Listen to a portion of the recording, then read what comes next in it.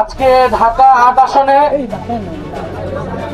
ঐক্যবদ্ধ বাংলাদেশ মনোনীত প্রার্থী 11 দলের প্রার্থী জনাব নাসিরউদ্দিন পাটোয়ারীর উপর হাবিবুল্লাহ বাহার কলেজে সেখানে একটি অনুষ্ঠানে তিনি আমন্ত্রিত ছিলেন। সেই অনুষ্ঠানে যাওয়ার পরে তাকে সেখানে বাধা দেওয়া হয় এবং জনাব নাসিরউদ্দিন পাটোয়ারী এবং 11 দলের যারা নেতাকর্মী ছিলেন তার সাথে তাদেরকে ইট পাটকেল ডিম সহ তাদের উপরে আক্রমণ করা হয়। আপনারা এর আগে জেনেছেন যে গতকাল ঢাকা 18 আসনে ঐক্যবদ্ধ বাংলাদেশ মনোনীত প্রার্থী জনাব আরিফুল ইসলাম আদিব তার এবং তার সাথে যারা 11 দলের নেতাকর্মীরা ছিলেন তাদের উপরে হামলা করে বিএনপি নেতাকর্মীরা। আজকে ঢাকা 8 আসনেও একই চিত্র। এছাড়াও আপনারা দেখবেন গত কয়েকদিনে প্রায় 6 থেকে 7টি জেলায় মহিলা জামাতের যারা বোনেরা রয়েছেন, যারা নির্বাচনী প্রচারণা কার্যক্রম করতেছেন তাদের উপরে হামলা করা হয়েছে দেশের বিভিন্ন জেলায়। আমরা এই সকল হামলা তীব্র নিন্দা এবং প্রতিবাদ জানাচ্ছি এবং আমাদেরকে আজকে নির্বাচনের যে সামগ্রিক পরিবেশ সেই পরিবেশ নিয়ে আমাদেরকে উদ্বেগ জানাতেই হচ্ছে এবং নির্বাচন কমিশন পুলিশ প্রশাসন নীরব ভূমিকা পালন করছে। একটি দল একটি জোটকে তারা বিশেষ সুবিধা দিচ্ছে, তার আচরণ বিধি ভেঙে তাদের ইচ্ছা মতো তারা প্রচারণা করতেছে। অন্যদিকে আমাদের যারা ঐক্যবদ্ধ বাংলাদেশের জোটের যারা প্রার্থী রয়েছে, নেতাকর্মী রয়েছে, তাদেরকে বিভিন্ন জায়গায় টার্গেট করা হচ্ছে, আক্রমণ করা হচ্ছে। এটা স্পষ্টই লেভেল প্লেইং ফিল্ড যে নাই মাঠে, এটা গত কয়েকদিনে বাংলাদেশের মানুষের কাছে স্পষ্ট হয়ে গিয়েছে। তবে দুঃখের বিষয় এই ঢাকা 8 আসন একটি বিশেষ আসন।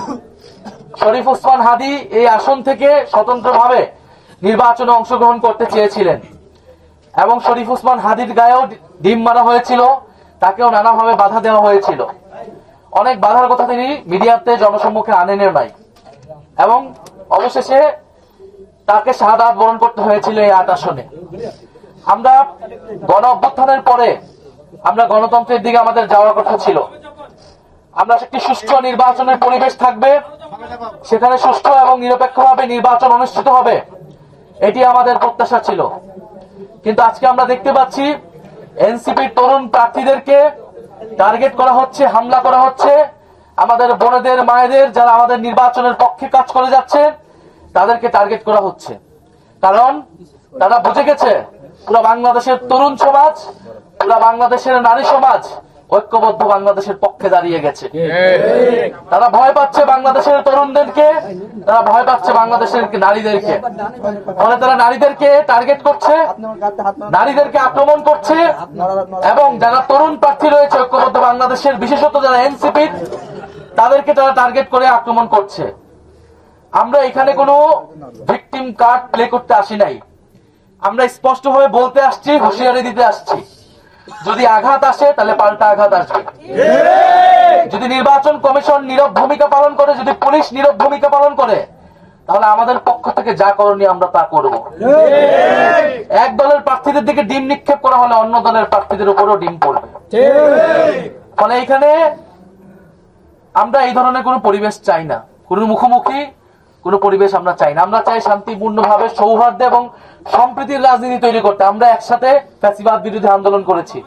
আজকে হয়তো আমরা নির্বাচন করতেছি দুইটা পক্ষ হয়ে, কিন্তু এর মানে এই না যে আওয়ামী লীগের কায়দায় তারা নির্বাচনে তাদের প্রতিদ্বন্দ্বীকে তারা অপদস্থ করবে, হেনস্থা করবে, নির্বাচনে বাধা তৈরি করবে। এবং এই সকল কিছু একটা পরিকল্পনার অংশ, যেই পরিকল্পনা, যেই প্ল্যানের কথা আমরা শুনে আসছি তারেক রহমান দেশে আসার পর থেকে।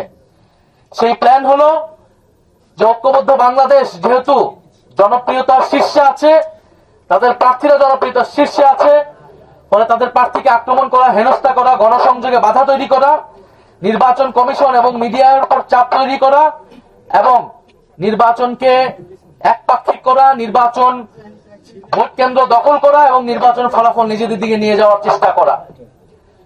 আমরা যদি সেই ধরনের কোনো প্ল্যান থেকে থাকে তাহলে 12ই ফেব্রুয়ারি সেই প্ল্যানের রফাদফা হবে এই বাংলাদেশে। আমরা আপনাদের উদ্দেশ্যে বলতে চাই, আমরা 18 সালের ইলেকশন দেখেছি। 18 সালের ইলেকশনে বিএনপির কি পরিস্থিতি হয়েছিল। আপনারা মাঠে নামতে পারেন নাই। আপনারা খালেদা জিয়ার বাড়ির সামনে থেকে ভালো ট্রাক সরাইতে পারেন নাই। আমরা 24-এ দেখছি। আপনারা এর আগে 28 অক্টোবর 3টা ককটেলের পরে আপনারা 3 মিনিটও মাঠে দাঁড়াইতে পারেন নাই। সরকার এবং সরকার দলীয় বাহিনীদের এই আক্রমণ আপনাদের উপর ছিল। আমরা তখন আপনাদের প্রতি সহানুভূতিশীল ছিলাম। আমরা আপনাদের পক্ষে দাঁড়িয়েছি। আমরা ভিন্ন মতের পক্ষে দাঁড়িয়েছি, বিরোধী মতের পক্ষে দাঁড়িয়েছি। কিন্তু এখন বলা হচ্ছে সমালোচনা বন্ধ করতে হবে। সমালোচনা নাকি করা যাবে না। আপনারা যদি একই আওয়ামী লীগের রাজনীতি করেন, আওয়ামী লীগের কায়দায়, সন্ত্রাসী কায়দায় আপনাদের প্রতিদ্বন্দ্বীকে ভোটের মাঠে ঠেকাইতে চান, তাহলে আপনাদের সাথে আওয়ামী লীগের পার্থক্য কি? আপনাদের সাথে কার্যত আওয়ামী লীগের পার্থক্য, সেই পার্থক্য ধীরে ধীরে আসলে সেই পার্থক্য উঠে যাচ্ছে। আমরা দেখছি আপনাদের মঞ্চ থেকে জয় বাংলার স্লোগান হচ্ছে। আপনারা আওয়ামী লীগের ভোট চাওয়ার জন্য যা খুশি তা বলে বেড়াচ্ছেন। আপনারা যদি ভেবে থাকেন যে এভাবে আমাদের প্রার্থীদেরকে আপনারা হেনস্থা করে, বাধা তৈরি করে আপনারা নির্বাচন জিতে যাবেন, তাহলে আপনারা ভুল ভাবছেন। আপনাদের উদ্দেশ্যে এটাই বলবো যে গণ অভ্যুত্থান পরবর্তী বাংলাদেশে আমরা একটি সৌহার্দ্য, সম্প্রীতি এবং গণতান্ত্রিক পরিবেশ চেয়েছি। আমরা এখনো সেটাই চাচ্ছি। এবং এই যে ঢাকা 8 আসন, ঢাকা 18 আসন এবং সারা দেশে আমাদের মহিলা এবং আমাদের বোনদের উপরে যে আক্রমণ হচ্ছে, সে আক্রমণ যদি অব্যাহত থাকে তাহলে এর পরিণতি ভালো হবে না এবং এর পরিণতি বিএনপিকেই নিতে হবে। জনাব নাসিরউদ্দিন পাটোয়ারীকে নিয়ে অনেক কথা থাকতে পারে। তিনিও সমালোচনার ঊর্ধ্বে নন। তার ভুল ত্রুটি থাকতে পারে। আপনারা তাকে বেয়াদব বলতেছেন। আপনারা তাকে আরো 10টা কথা বলেন। রাজনীতি মানে, নির্বাচন মানে কথার লড়াই। আপনি একটা কথা বলবেন, আমি একটা কথা বলবো। জনগণ ডিসাইড করবেন জনগণ কাকে ভোট দিবেন। তাহলে আপনারা জনগণকে কেন ডিসাইড করতে দিচ্ছেন না? আপনারা নিজেরাই ডিসাইড করে নিচ্ছেন কেন? আপনারা নিজেরাই কেন আক্রমণ করছেন? জনগণ 12ই ফেব্রুয়ারি নির্ধারণ করবে যে কে বেয়াদব আর কে গ্যাংস্টার,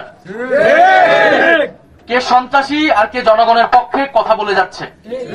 ফলে যারা জনগণের সেই মতের উপর শ্রদ্ধাশীল না, যারা নিজেদের উপর কোনো আত্মবিশ্বাস নাই, তারা প্রতিপক্ষকে ভয় পাচ্ছে এবং প্রতিপক্ষকে দমন করার চেষ্টা করছে। মির্জা আব্বাস সাহেবের প্রতি আমাদের শ্রদ্ধা আছেন। উনি বর্ষিয়ান এবং অভিজ্ঞ রাজনীতিবিদ। কিন্তু রাজনীতির মাঠে আজকে আমরা এক অন্যের প্রতিদ্বন্দ্বী। কিন্তু কথা ছিল বাংলাদেশে আমরা এই প্রতিদ্বন্দ্বিতাকে শত্রুতায় পরিণত করব না। মির্জা আব্বাস সাহেবও কোনো ভুল ত্রুটির ঊর্ধ্বে না, কোনো সমালোচনার ঊর্ধ্বে না। ওনার সমালোচনা করা যাবে না। এই ঢাকা শহরে এমন কোন নিয়ম, এমন কোন আইন জারি হয় নাই। আর আমরা গণ অভ্যুত্থান করে আসা মানুষ। শেখ হাসিনাকে এই বাংলাদেশ থেকে হটাইতে পারছি। আর এই মির্জা আব্বাস, তাদের বিরুদ্ধে আমরা কথা বলতে পারবো না। এসব ভয়ভীতি দেখে আমাদেরকে আটকাবে ভেবে থাকেন, এটা তিনি অত্যন্ত ভুল করছেন এবং উনি বুঝেনও নাই তিনি আজকে কি অপরাধটা করে ফেলছেন।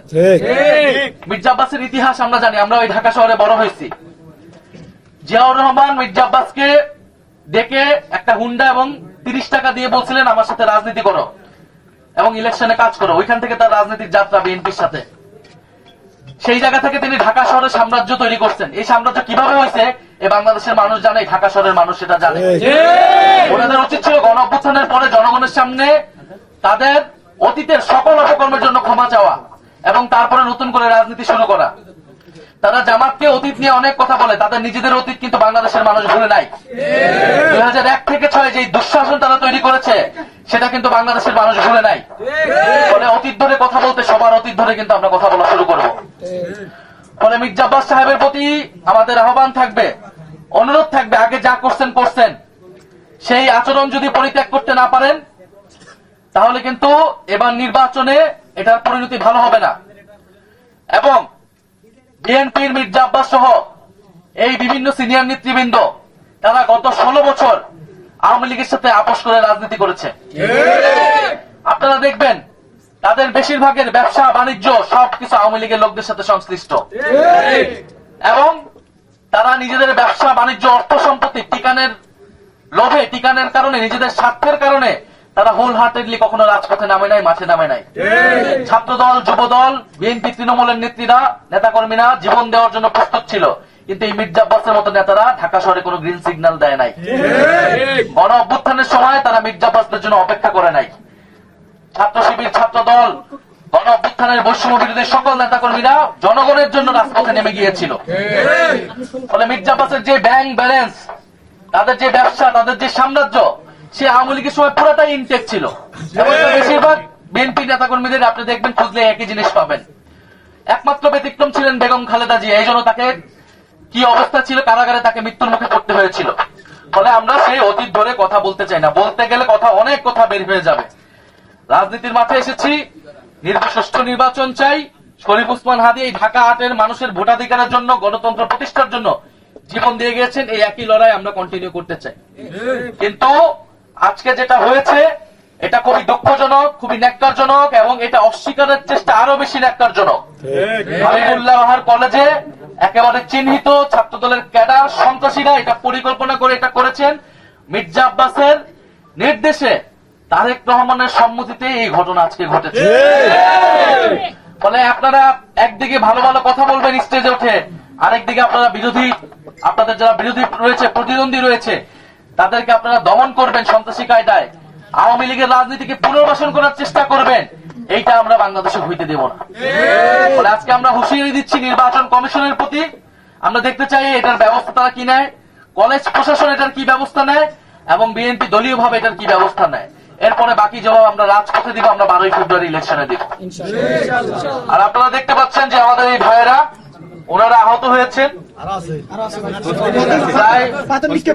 প্রায় 12 জনের উপরে। সেটা শুধু অনেক মিডিয়াতেও এটাকে নেগেটিভ ভাবে যে ডিম মারা হচ্ছে, তোপের মুখে হচ্ছে, এইটা খুবই স্পষ্ট একটা পরিকল্পিত ভাবে সন্ত্রাসী হামলা। যে হামলায় আমাদের ঐক্যবদ্ধ বাংলাদেশের অনেক ভাই বোনেরা আহত হয়েছে, হেনস্থার শিকার হয়েছে, এবং এটা আমরা আইনি ভাবে, রাজনৈতিক ভাবে আমরা এটার মোকাবেলা করব।